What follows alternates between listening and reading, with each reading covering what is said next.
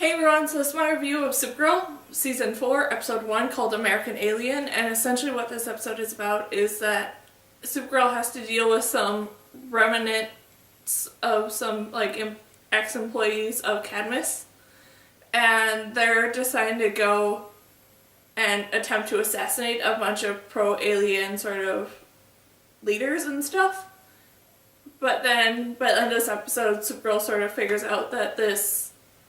group endgame was a lot more sinister than she originally thought. And this was a really interesting episode. And I'm kind of really happy that they did decide to have this other sort of villain sort of plot besides just the sort of evil Supergirl that we got teased at the end of last season and then a little bit in this episode. That they are going to have these other villains of these people that are against aliens and are trying to kill off all the aliens and sort of trying to take back the planet and a lot of the different stuff that Cadmus was attempting to do and stuff. And that's interesting, and I do definitely like that they do have the separate villains and stuff, because that was one sort of problem I had with last season, is that they went so heavy right out of the gate on Rain that they couldn't really keep up having Rain around as often throughout the whole rest of the season, so there was a whole lot of filler episodes and stuff like that. And that got annoying, so that fact that they are going to have this separate plot of these two different sort of villain groups, the remnants of Cadmus and they're sort of going up against aliens and stuff, but then also having the evil Supergirl eventually show up. That will be something that is interesting and I definitely do like, because it gives more sort of stories to tell. And this episode also did a really good job, in my opinion, of bringing back Catco into the mix and stuff, because they've focused so heavily in recent times on Kara being Supergirl and stuff that Catco and all that different stuff sort of got pulled to the side.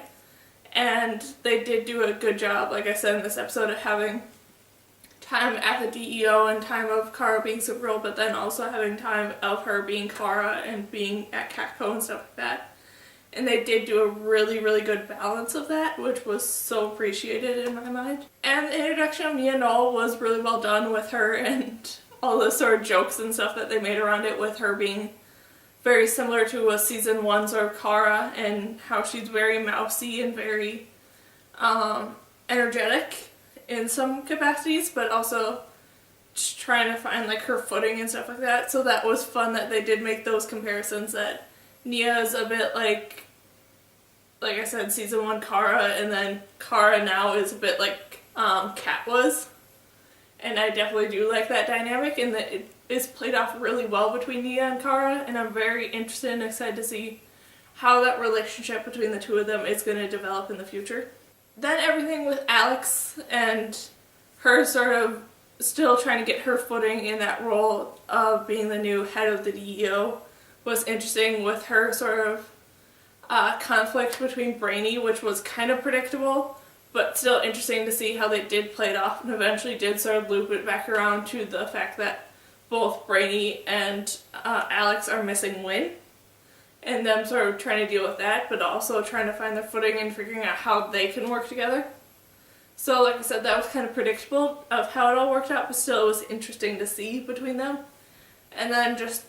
Alex in general having to do all the leadership sort of jobs and stuff as the head of the DEO. And I'm very interested to see sort of more of how that develops in the future episodes as well. Then everything with Jean and him settling into his life outside the DEO was interesting, with